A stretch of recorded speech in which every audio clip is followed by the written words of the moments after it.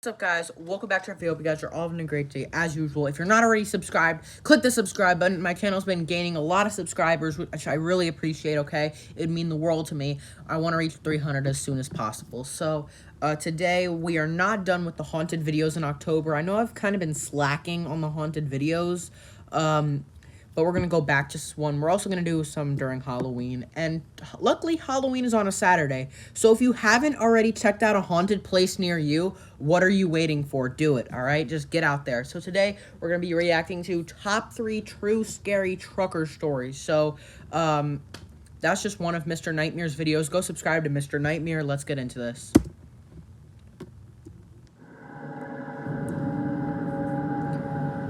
Looks like an ordinary highway. Where I live, especially. Story 1. I've been a trucker for varying companies for 10 years. Listen to this guy's voice. 3 years ago, I was working for a warehouse company in Kansas doing shipments. He's got I usually drove a smoker's semi, lungs. which is what I was behind the wheel of on February 2nd. It was a cold Monday, so the week was just starting, and a lot of loads needed to be shipped, so I was trying to bang it all out quickly. I started driving at 3 p.m. and intended on getting to the destination that same night. I didn't want to have to pull off on the side of the road somewhere to sleep. I did around 5 above the speed limit after 12, which is fast for a semi. I was starting to feel very tired, but the destination was less than an hour away, and I figured I could do it. You sure? My eyes were getting dry, and it was starting to become a chore just to keep them wide open. I splashed some water on my hand and then rubbed it on my face. It helped a little bit in waking me If you up. got water, you're good. My truck was the only vehicle on this road at this hour, so besides my headlights, the road was completely dark. I remember reaching to take a sip of my water and almost spitting it out when I saw a figure approaching fast up in the distance. Oh my god. I hit the brakes hard, and as the truck slowed down close to a halt, I could better distinguish the features of this person almost standing in the middle of the road. He seemed to be wearing all black, with some kind of black scarf wrapped around his neck, and he had an unnaturally long neck. I know it's a weird thing to pick up on, but it was almost freaky looking.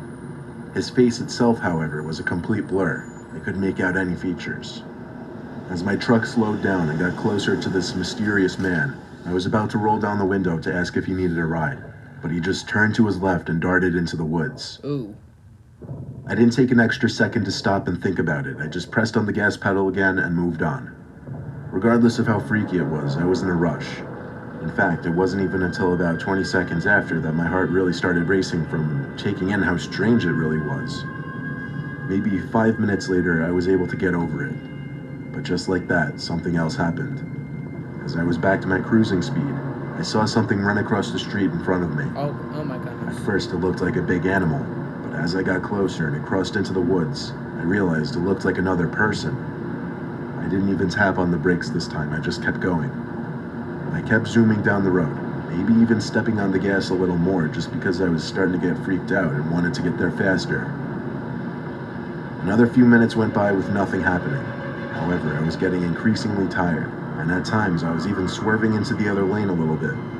Yeah, find a travel I center. didn't know if I could make it anymore. I started looking around for Find a good places Love's, to pull find over a and park pilot, behind. find There was eventually a Flying J. little opening on the side of the road made of gravel. I guess it rest was meant to be areas. just a little parking rest stop kind of thing. I pulled the semi into it, parked it, I've never leaned seen those back, before. and rested my eyes. I fell asleep for not even an hour, just to wake up out of nowhere to the darkness. I still don't know what woke me up, but as I looked outside through the windshield, something in my gut was telling me to turn on the headlights. So I flicked the knob, and lights lit up the surrounding area in front of my truck. There was something in front of the truck, though. A man. That same man with the black scarf I'd seen earlier standing on the side of the road. Now I could see his face much clearer. He had a very wide smile, and his eyes were open as wide as possible, and he looked right at me through the windshield. I turned the truck on and pulled it out of that little clearing as fast as possible. Yeah, get out of there. How could he have walked 10 miles from where I'd seen him last? 10 miles? I didn't stop again that night until I made it to my destination. From there, I fell asleep in the parking lot and woke up early the next morning. Yeah, it would take like 5 Now hours to the walk only 10 logical miles. explanation I could think of is that my mind was playing tricks on me, because I had been seeing strange things all night. I've never heard of a hallucination being so vivid and terrifying, though. Yeah, That's the part that crazy. still really confuses and scares me.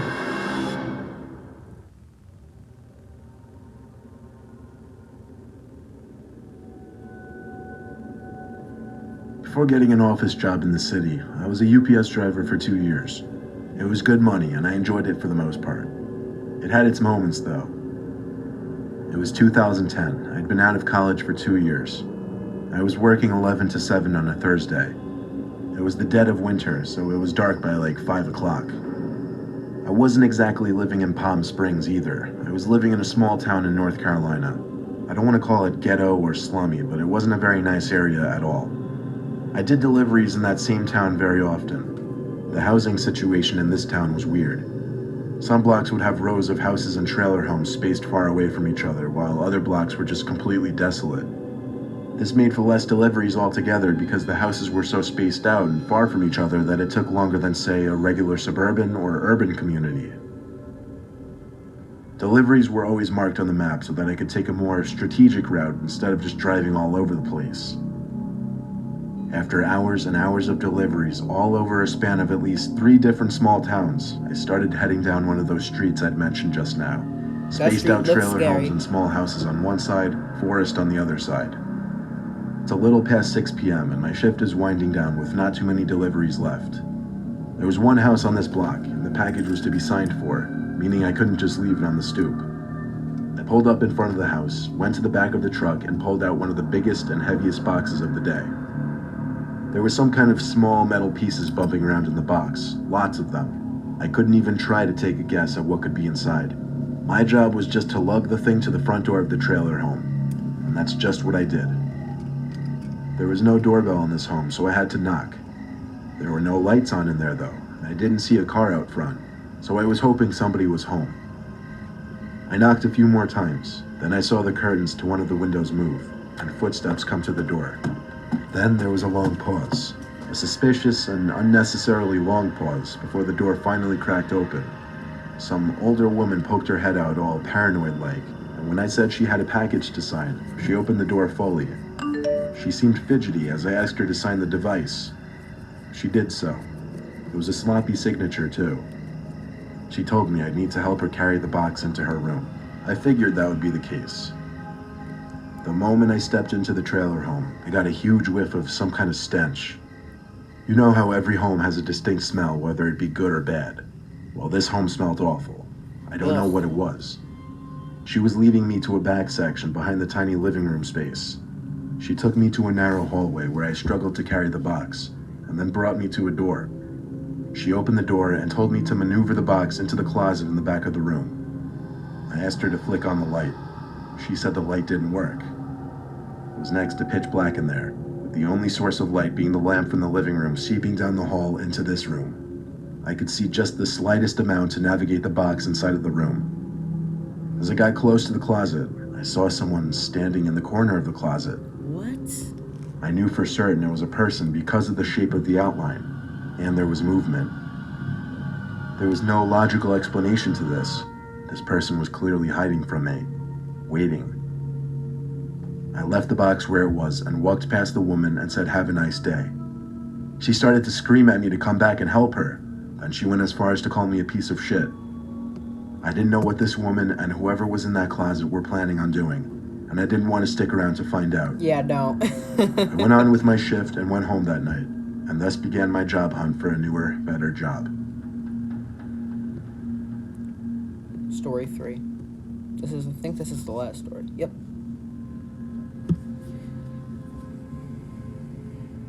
I've been a truck driver since I was 25, and I've done a lot of night drives and of course had my fair share of odd experiences. I did deliveries for a number of different types of companies. Often I'd have to drive across state to make shipments to the receiving companies or stores. One day I had to drive literally from one side of California to the other to deliver a trailer full of wooden furniture items. That takes about 2 hours. Much of the drive was through open desert roads. It was going to be many hours, and I already had a late start to the day, so I knew a majority of my drive would be in the dark. Given the nature of these desert roads at night, how straight they are and how little traffic there is, it meant I could push the truck a little faster than I would on other roads. This meant that when I saw the flashing rear lights of a car in the horizon, I had to hit the brakes a little extra hard to bring the truck to a stop when I finally pulled up behind the car. It was an old Chevy Impala parked on the side of the road in the desert dirt. That's like a It had its hazards 2004, 2003 Chevy I got Impala. out of my truck because, of course, I had to be a good Samaritan and check if they needed help. Of course, you have to. I walked over to the car and tapped on the window, only to get no kind of response. What are they I doing? bent down a little Peeing to look behind a into the tree or car through the something? tinted window. There didn't seem to be anyone sitting inside. I did the same thing for all 3 other seats, and could confirm there wasn't anyone in the car. So I looked out into the cool, dark desert that the road ran through, though I couldn't see any further than maybe 20 yards in front of me. I was feeling especially hopeful this night for some reason, so I went back to my truck and got a flashlight from the toolbox that sat underneath the passenger seat. It was a heavy-duty tactical flashlight that was so bright it would hurt your eyes to look directly at it. Ooh. As soon as I turned it on, it revealed what appeared to be an abandoned gas station on the side of the road. Apparently I hadn't noticed it before. I guess the reason I didn't realize it before was because the whole fill-up or parking area was basically dirt. There wasn't any concrete. There were also only 2 gas pumps. Behind them was a small building, probably an old quick-stop store at one point. It would make the most sense that whoever's car was over there would be in that building. I went to the front door, which was permanently jammed open, and the flashlight lit up a decent portion of the room inside. It was what I thought, a big convenience store you'd find at many gas stations, or at least it used to be. It was no wonder it didn't last on a road like this, though. I called out to let anybody know of my presence, and that I was there to help. There was the slightest bit of echo in the room, which gave me chills for some reason. Ooh. Then I heard something, probably a shoe, scrape against the floor on the opposite side of the room, behind a few shelves that were probably once filled with snack items and drinks. I called out once again, offering my help if it was needed. Then I heard a deep, heavy whisper saying, "Get out." I understood what was said immediately, but I didn't understand why whoever said it would say that. I was also hearing heavy breathing in one corner of This the is room. very It was awkward. enough to make me get the hell out of there in a hurry. Gotta go. On my walk back to my truck, this is what I heard. And there had to be at least 5 seconds of confusion. Oh my I didn't know if what I was hearing goodness. was real or not, if that even makes sense. I ran to my truck and called 911 because, to be honest, do I that. was too scared to go back in that building. They asked for an exact location, and I couldn't tell them. All I could say was that I was by an abandoned gas station on some road in the desert. They asked me to stay on the line so I could describe my location better. But suddenly, the car in front of me turned on and started speeding down the desert road. I didn't even notice him get into his car. It was so dark and I was so distracted by the phone call. I ran back into the building to see if anybody was still in there, while of course keeping 911 on the line. I went to the back section where I'd heard the voice and breathing, and I was mortified to see a fresh pool of blood on the floor. I could only That was a imagine what murder. had happened. I explained into the phone that I believed I'd just stumbled into a crime scene. Eventually, they were able to send a bunch of state troopers to the scene. They asked me for any information I could give, license plate number, what the suspect looked like, what I thought happened. All I said was it was a black Chevy Impala, early 2000s, and I heard a man tell me to get out before hearing a woman screaming as I left the building. There was no body left behind, but I had a few ideas of what might have happened. I'm sure the state police took some blood samples and whatnot, but I wasn't able to be of much more assistance. Shamefully, All right, that was it. That third one, the first one with the guy that was like apparently walked 10 miles in less than an hour, that's not possible. So I think that was very weird. The second one with the old lady and the person hiding in the closet, that wasn't too scary. The third one though, now that is scary, guys. But anyways, that's gonna end it up for today's video. Make sure to like, subscribe. God bless to all you guys.